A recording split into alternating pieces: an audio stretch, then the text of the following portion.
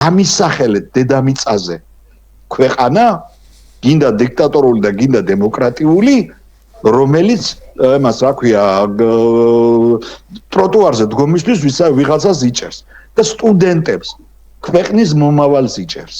ეს არის მიუღებელი, დაუშვებელი, წარმოუდგენელი. როდესაც გამოდიან ხელისუფლების წარმომადგენლები და იძახიან, რომ იცით რა არის ეს კანონია და კანონი უნდა დავიცვათ.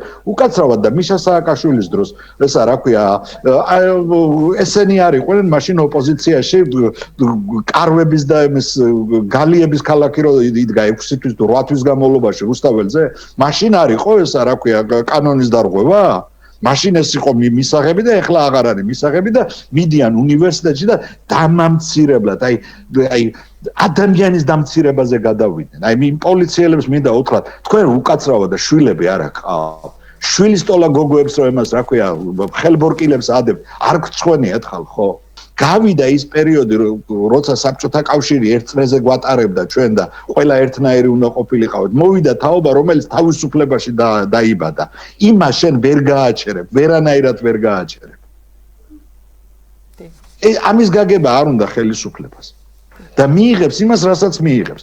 იმიტომ რომ ის ებრძვის მედიას, ის ებრძვის ახალგაზრდობას, ის ებრძვის ქვეყნის მომავალს. ახალგაზრდობა რა არის? ქვეყნის მომავალი. როცა შენ ქვეყნის მომავალს ესე დამამცირებლად ექცევი, ის ქვეყნის მომავალი შენ მოგიბრუნდება და ისეც გაგიკეთე.